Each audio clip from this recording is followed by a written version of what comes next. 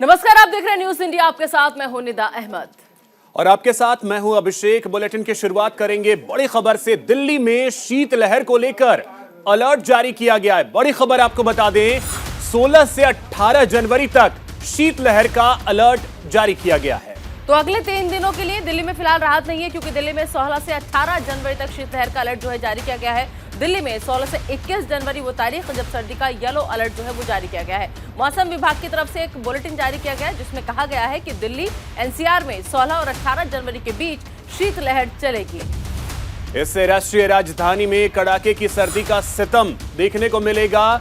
आयानगर और रिज इलाके में मंगलवार और बुधवार को तापमान जो है वो न्यूनतम तापमान की अगर बात कर ली जाए तो वो 3 डिग्री सेल्सियस तक पहुंच गया। तो ये स्थिति है देश की राजधानी दिल्ली और एनसीआर की, जहां पे शीतलहर से लोगों की मुश्किलें बढ़ गई हैं।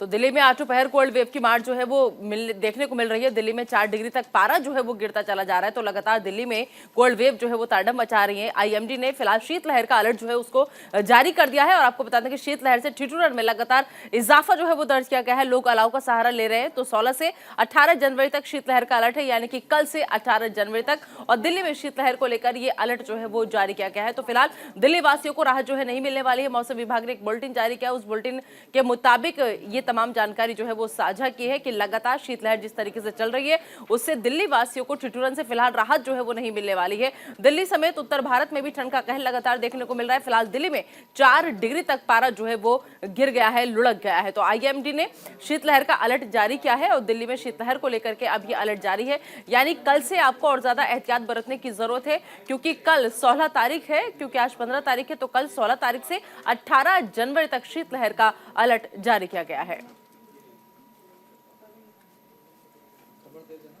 तो बड़ी खबर,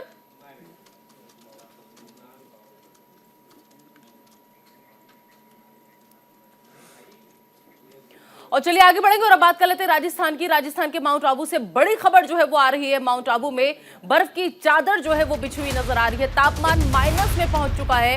इसका पुराना रिकॉर्ड जो था वो टूट चुका है, क्योंकि अभी तक माइनस में तापमान नहीं पहुंचा था। लेकिन अब बड़ी खबर देखिए, तस्वीरें भी वहां से सामने आने की, कैसे माउंट आबू में बर्फ की चादर जो है वो हर जगह बिछी हुई नजर आ रही है। चाहे हम फर्नीचर की बात कर लें, हम वहां के वाहनों की बात कर लें, गाड़ियों की बात कर लें, तो राजस्थान के माउंट आबू से ये अहम खबर, जिसकी तस्वीरें आपको हम दिखा रहे हैं कि कैसे वहां पर हर जगह बर्फ जो है वो जमती हुई नजर आ रही है। बिल्कुल, तो ये तस्वीरें जो हैं वो माउंट आबू की हैं। ये तस्वीरें आप माउंट आबू की देख सकते हैं, जहां खेतों में फसल की ये स्थिति है, जिसपे आप देख सकते हैं सफेद चादर बर्फ की। तो राजस्थान का एकमात्र हिल स्टेशन है माउंट आबू। और अब बात यह भी है कि यहां पे पर्यटक जो हैं वो भारी संख्या में पहुंचते हैं। पर्यटक जो हैं वो लुत्फ उठा रहे हैं इस मौसम का। ये तस्वीरें आप देखिए तो कार के बोनट पे बर्फ की चादर बिछी है, टेबल पे बर्फ की चादर बिछी है, फसल जो खेत में लगे हैं उसके ऊपर बर्फ की चादर बिछी है। अब जहां देखें माउंट आबू में चारों तरफ आपको बर्फ की एक सफेद चादर दिख जाएगी। तो एक्चुअली हम बेसिकली અમે જ્યાંથી આવી ત્યાં વર્ષના 10 મહિના સુધી ગરમી જ હોય તો મેક્સિમમ અમે આવી રીતે આમ જ્યાં વધારે ઠંડુ હોય, જ્યાં હિલ સ્ટેશન હોય ત્યાં અમે એવું ફરવા જવાનો અમે પ્રાયોરિટી રાખતા હોઈએ. તો જે રીતની ઠંડી છે -5 અહીંયા જોઈને તો એ રીતે બહુ એન્જોય કરે. અમારા માટે તો બહુ મસ્ત એક્સપિરિયન્સ છે, કારણ કે અમે લોકો એવું એક્સપેક્ટ કરીએ કે જ્યારે અમારે બરફને ટચ કરો ત્યારે અમારે શિમલા મનાલી જવાનું હોય, બટ અમને એ વસ્તુ અહીંયા આબુમાં જ ફીલ થઈ ગઈ, જે ખૂબ એન્જોયેબલ છે. वहीं उत्तराखंड से खबर है, जहां मौसम विभाग ने अलर्ट जारी किया है। यह बड़ी खबर उत्तराखंड से आपको बता दें, मौसम विभाग ने उत्तराखंड के लिए अलर्ट जारी किया है। पहाड़ी क्षेत्रों के लिए यह अलर्ट जारी किया गया है और इसमें उत्तरकाशी, चमोली, पिथौरागढ़ के लिए अलर्ट जो है वो जारी किया गया है। बारिश और बर्फबारी की संभावना जताई जा रही है कि आने वाले जो दिन है, आने वाले वक्त में मौसम और ज्यादा खराब हो सकता है, मौसम का मिजाज और ज्यादा बिगड़ सकता है, क्योंकि बारिश हो सकती है, साथ ही साथ बारिश के साथ साथ बर्फबारी का भी अलर्ट जारी किया गया है। तो पहाड़ी जितने भी क्षेत्र हैं उन सभी क्षेत्रों के लिए येलो अलर्ट जारी किया गया है। तो उत्तराखंड से ये बड़ी खबर, उत्तराखंड में भी इस वक्त सर्दी की मार जो है वो लोग झेलने को मजबूर हैं, क्योंकि यहाँ पर भी हालात बहुत ज्यादा खराब है, क्योंकि शीतलहर चल रही है और अब पहाड़ी और बर्फबारी का येलो अलर्ट भी जारी कर दिया गया है। तो उत्तराखंड से ये इस वक्त की बड़ी खबर, यानी अब आने वाले दिनों में और भी राहत जो है वो नहीं मिलने वाली है। बढ़ती ठंड जो है वो लगातार उत्तराखंड वासियों की मुश्किलों में इजाफा कर रही है। तो अब मौसम विभाग ने बारिश और बर्फबारी की संभावना भी जता दी है कि आने वाले दिनों में उत्तराखंड से इस वक्त की बड़ी खबर, उत्तराखंड में बारिश होगी, बारिश के साथ साथ बर्फबारी होगी जो मौसम के मिजाज को और ज्यादा बिगाड़ देगी। तो देखिए, पहाड़ी इलाकों के लिए अलर्ट जारी किया गया है और बर्फबारी की वजह से जो मैदानी इलाके हैं वहां पे मुश्किलें बढ़ने वाली हैं।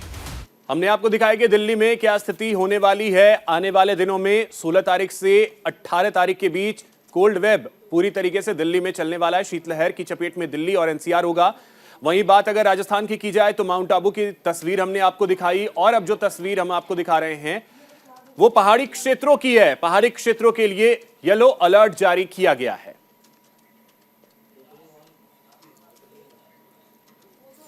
और चलिए बढ़ेंगे आगे और अब बात कर लेते हैं बीजेपी की राष्ट्रीय कार्यकारिणी की बैठक की। आपको बता दें कि दिल्ली में 2 दिवसीय कार्यकारिणी की बैठक का आयोजन जो है वो किया जाएगा। और साथ ही साथ बड़ी खबर ये कि आज अग्निवीर के पहले बैच को संबोधित भी करेंगे देश के प्रधानमंत्री नरेंद्र मोदी, और वीसी के जरिए पीएम जो है वो मुखातिब होंगे। तो एक तरफ बीजेपी की राष्ट्रीय कार्यकारिणी की बैठक है और दूसरी तरफ जो है अहम खबर ये कि थल सेना वायुसेना के ट्रेनिंग अग्निवीरों से प्रधानमंत्री नरेंद्र मोदी जो है वो जुड़ेंगे। तो नौसेना के ट्रेनिंग सेंटर के अग्निवीरों से पीएम के जुड़ने का कार्यक्रम है। वीडियो कॉलिंग के जरिए दरअसल पीएम जो है वो मुखातिब होंगे, जुड़ेंगे थल सेना वायुसेना के ट्रेनिंग अग्निवीरों से। तो आज अग्निवीर के पहले बैच को देश के प्रधानमंत्री नरेंद्र मोदी संबोधित करेंगे। तो वीडियो कॉलिंग के जरिए पीएम भी मुखातिब होंगे। कितने अग्निवीरों की ट्रेनिंग हो रही है, ऐसे में कुछ ग्राफिक्स हमने तैयार करी है, उनके जरिए आपको समझा देते हैं। अग्निवीरों के पहले बैच की ट्रेनिंग की शुरुआत होने जा रही है। 20,000 से ज्यादा अग्निवीरों की भर्ती जो है वो हो चुकी है। अभिषेक, बिल्कुल, तो आपको बता दें कि अग्निवीरों को अब से कुछ देर बाद यानी 10:30 पे संबोधित करने वाले हैं। अग्निवीर से संवाद करने वाले हैं प्रधानमंत्री नरेंद्र मोदी। पहला बैच जो है उससे संवाद करने वाले हैं। तो याद होगा कि अग्निवीर योजना जब लेकर सरकार आई थी, अग्निपथ योजना, उस समय क्या हंगामा बरपा था। सैनिकों की भर्ती के लिए फिलहाल एक योजना अग्निपथ की लाई गई थी केंद्र सरकार की तरफ से। तो क्या है ये अग्निपथ योजना, ये समझ लीजिए। अग्निपथ स्कीम के तहत भर्ती होने वाले सैनिकों को अग्निवीर के नाम से जाना जाएगा।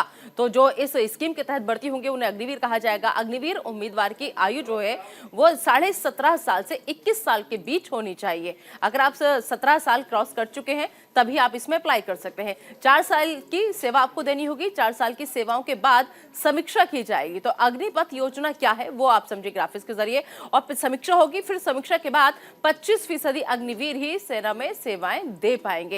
यानी जो इतने भी लोग बैठेंगे इसके एग्जाम में, इसके टेस्ट में, बाकी जो 75% बचेंगे उनको रिटायर कर दिया जाएगा। तो 4 साल का वक्त मुकर्रर किया गया है। 4 साल बाद समीक्षा होगी, जिसके बाद फिर 25% ही लोग ऐसे होंगे जिन्हें आगे कंटिन्यू किया जाएगा। 4 साल के बाद जो भी अग्निवीर सेना में सेवाएं देंगे उन्हें सैनिक कहा जाएगा। तो 4 साल तक अग्निवीर और 4 साल के बाद अगर आप सेवाएं देंगे तो आपको फिर सैनिक कहा जाएगा। तो पहले साल 30,000 से लेकर चौथे साल 40,000 तक का सैलरी का प्रावधान है। इसमें इतनी सैलरी आपको मिलेगी।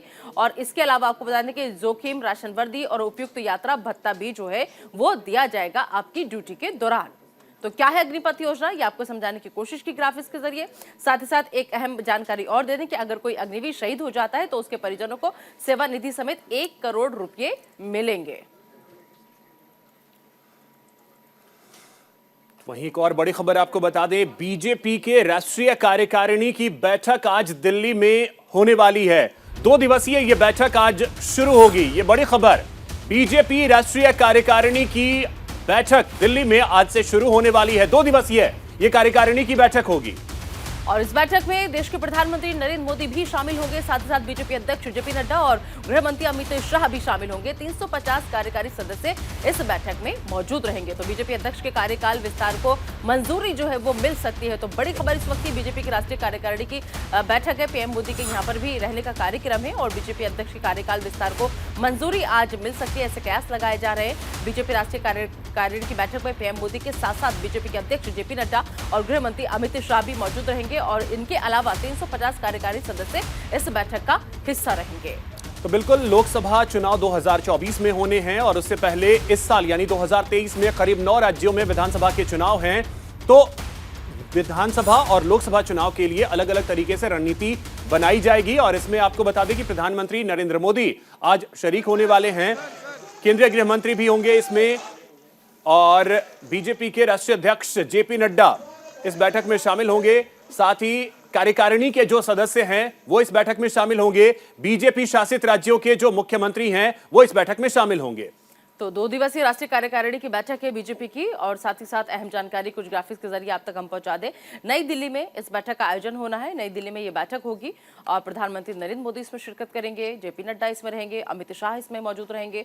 तो नई दिल्ली में होना है और बैठक में जैसे कि हम आपको लगातार बताए रहे हैं कि पीएम मोदी जो है वो शामिल होंगे। और पीएम मोदी के अलावा अगर हम बात करें यहाँ पर कि और कौन कौन इसमें बड़ा चेहरा जो है रहेगा, तो उसमें आते हैं बीजेपी अध्यक्ष जेपी नड्डा, साथ ही साथ केंद्रीय गृह मंत्री अमित शाह जो इसमें शामिल होंगे। और जेपी नड्डा, अमित शाह के अलावा अगर हम और लोगों की बात करें तो पार्टी के कई वरिष्ठ नेता ऐसे हैं जो इस बैठक में शामिल होंगे, इस बैठक में हिस्सा लेंगे। अब देखना होगा कि कौन कौन आज यहां पर पहुंचेगा जब ये बैठक शुरू होगी। तो 2 दिवसीय राष्ट्रीय कार्यकारिणी की आज बैठक दिल्ली के अंदर बीजेपी की होने जा रही है।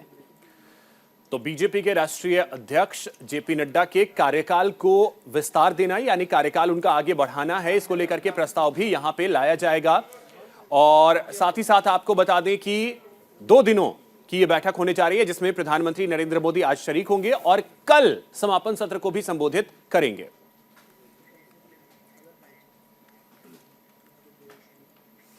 तो प्रधानमंत्री नरेंद्र मोदी के आज कई ताबड़तोड़ कार्यक्रम है, उनमें से एक कार्यक्रम और आपको बता दें दिल्ली में आज रोड शो भी करेंगे देश के प्रधानमंत्री नरेंद्र मोदी। आज रोड शो का भी कार्यक्रम है। दोपहर 3 बजे का वक्त मुकर्रर किया गया है। दोपहर 3 बजे पीएम मोदी का रोड शो होगा। तो दिल्ली में आज रोड शो करेंगे पीएम मोदी। पटेल चौक से शुरू होकर जयसिंह रोड तक ये रोड शो जाएगा।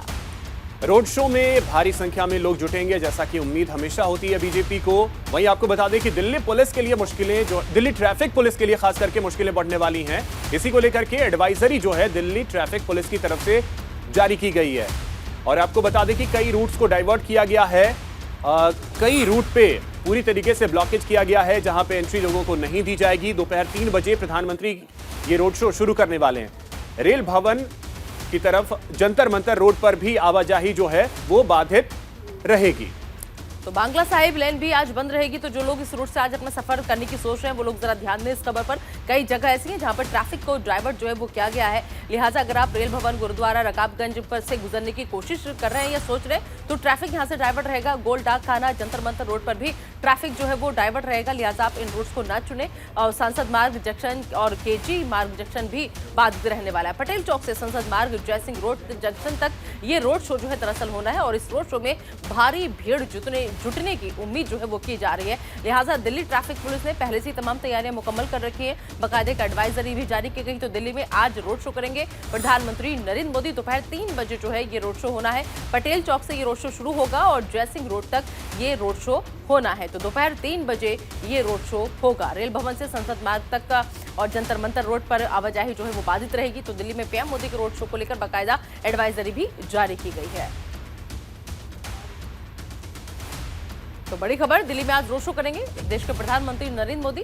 दोपहर 3 बजे पीएम मोदी का ये रोड शो होना है और पटेल चौक से ये शुरू होगा, जयसिंह रोड तक ये रोड शो होगा। तो दोपहर 3 बजे पीएम मोदी दिल्ली की सड़कों पर नजर आएंगे।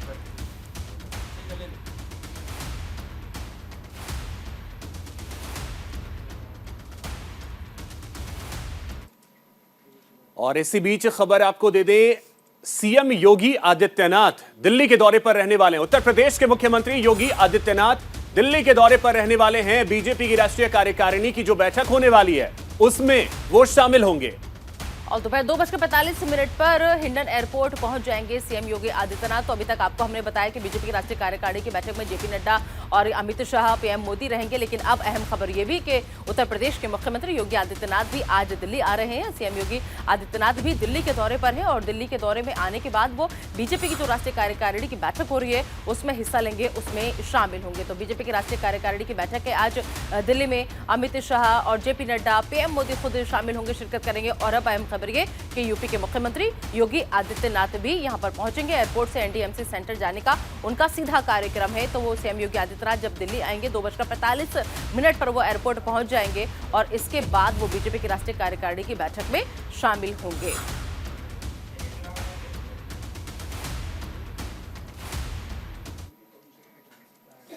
और चलिए आगे बढ़ते हैं, एक और अहम खबर आप तक पहुंचा दे, बताने की आज रिमोट वोटिंग पर चुनाव आयोग की अहम बैठक जो है वो होने जा रही है। सभी दलों से चुनाव आयोग जो है वो चर्चा करेगा, क्योंकि रिमोट वोटिंग की बात जब सामने आई थी तो रिमोट वोटिंग मशीन पर बैठक में आज ये चर्चा होने वाली है, क्योंकि कई दल ऐसे थे जिनको ऐतराज था। तो रिमोट वोटिंग पर आज चुनाव आयोग जो है बाकायदा प्रेजेंटेशन देने की तैयारी में कि आखिर ये जो वोटिंग होगी वो कैसे होगी, कैसे आप रिमोट से घर बैठे अपने मत का इस्तेमाल कर सकेंगे। लेकिन कई लोग ऐसे थे जिनको आपत्ति थी, लिहाजा आज चुनाव आयोग ने सभी दलों को बुलाया, सभी दलों से बातचीत होगी, चर्चा होगी, उसके बाद में आगे फैसला लिया जाएगा इस बैठक में। अभिषेक, तो बिल्कुल आपको बता दें कि रिमोट वोटिंग को लेकर आज इलेक्शन कमीशन एक प्रेजेंटेशन देगा।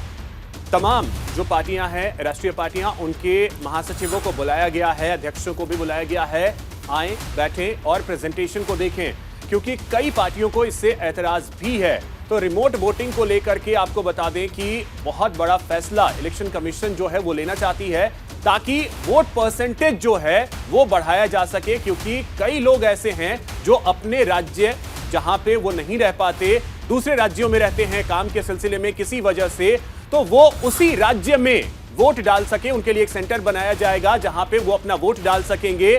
तो ये चाहती है इलेक्शन कमीशन, लेकिन कई पार्टियों को इससे ऐतराज भी है। टीएमसी दूरी बना रही है, कांग्रेस भी तमाम विपक्ष को इकट्ठा करने में जुटी है। देखना अहम होगा कि बैठक के बाद क्या कुछ चीजें निकल कर आती हैं। और इसी बीच बड़ी खबर यह है कि आज से दिल्ली विधानसभा का 3 दिवसीय सत्र शुरू होने जा रहा है। अब से कुछ देर बाद यानी सुबह 11 बजे विधानसभा की कार्यवाही शुरू होगी। और विधानसभा सत्र हंगामेदार रहने की आशंका है, क्योंकि लगातार बीजेपी आम आदमी पार्टी में टकराव की स्थिति जो है वो देखने को मिल रही है।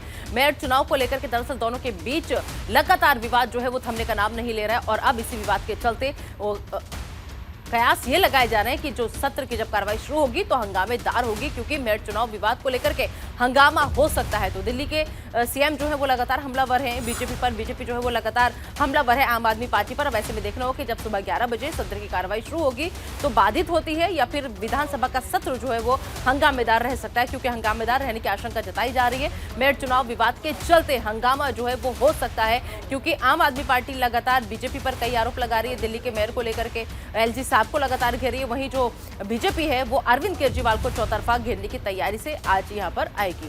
तो देखना होगा कि जब आज से दिल्ली विधानसभा का 3 दिवसीय सत्र शुरू हो रहा है, इसमें कुछ अहम बात हो पाती है या फिर सिर्फ और सिर्फ हंगामे की भेंट चढ़कर रह जाएगा ये पूरा सत्र।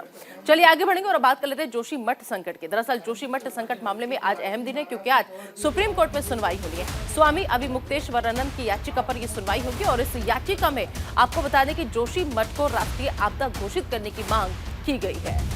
तो आपको बता दें कि मकान खाली कर लोग पलायन करने को मजबूर हैं। मामले पर तत्काल सुनवाई से सुप्रीम कोर्ट ने पहले इनकार कर दिया था और कहा था कि हर जरूरी चीज सीधे न्यायालय के पास नहीं आनी चाहिए। जोशीमठ संकट मामले में आज सुप्रीम कोर्ट में बेहद अहम सुनवाई होनी है और आपको बता दें कि जमीन धंसने से जो वहां संकट खड़ा हुआ है उसे राष्ट्रीय आपदा घोषित करने के लिए सुप्रीम कोर्ट में एक जनहित याचिका लगाई गई थी। उसी याचिका पर आज सुनवाई सुप्रीम कोर्ट करने वाला है। तो बड़ी खबर, प्रधान न्यायाधीश DY चंद्रचूड़ और न्यायमूर्ति PS नरसिम्हा की पीठ ने इस पूरे मामले पर तत्काल सुनवाई से इनकार कर दिया था। पीठ ने यह कहा था कि जो हर मामला जरूरी नहीं है कि आप सबसे पहले कोर्ट की तरफ उसका रुख करें, वहीं से अगर समाधान निकल सकता है तो बेहतर है। तो वहीं उत्तर प्रदेश से खबर है, जहां पे पुरानी पेंशन बहाली को लेकर एक बार फिर से मांग उठ रही है। केंद्र और राज्य कर्मचारियों ने आंदोलन का ऐलान किया। 21 जनवरी को दिल्ली में एक बड़ी बैठक होगी। तो यह बड़ी खबर, पुरानी पेंशन स्कीम की मांग एक बार फिर से उत्तर प्रदेश में शुरू हो गई है। तो 10 से 20 फरवरी तक केंद्रीय स्तर पर ऑनलाइन पिटीशन जो है वो अभियान चलेगा। उसके बाद प्रधानमंत्री और मुख्यमंत्री को पोस्ट कार्ड भेजने का अभियान जो है वो शुरू होगा। तो 21 जनवरी को बड़ी अहम बैठक जो है वो दिल्ली के अंदर होने जा रही है। पुरानी पेंशन पर आर पार की लड़ाई का ऐलान अब करने की तैयारी में कर्मचारी नजर आ रहे हैं। पेंशन को लेकर केंद्र और राज्य कर्मी जो है वो एकजुट फिलहाल होते नजर आ रहे हैं। तो कर्मचारियों ने आंदोलन का ऐलान कर दिया है। अगली खबर बंगाल के आसनसोल से है। बड़ी खबर आपको बता दें कि दरअसल परित्यक्त खदान में 4 शव मिलने से सनसनी जो है वो मच गई है। खदान में भरे पानी में 4 शव तैरते हुए मिले हैं। बड़ी खबर इस वक्त की बंगाल के आसनसोल से, जहां पर 4 शव जो है वो तैरते हुए मिले हैं पानी के अंदर। खदान में पानी भरा हुआ था और यहीं पर 4 शव तैरते हुए मिले। तो ये बड़ी खबर आपको बता दें, मृतकों में महिला, पुरुष और 2 बच्चे हैं। चारों मृतकों का एक ही परिवार के होने की संभावना जो है वो जताई जा रही है कि चारों एक ही परिवार के हैं। तो ये बड़ी खबर आपको बता दें, खदान में 4 शव मिलने की वजह से सनसनी फैल गई। खदान में पानी भरा हुआ था जहां पे चारों शव तैरते हुए मिले हैं। मृतकों में महिला, पुरुष और 2 बच्चे शामिल हैं।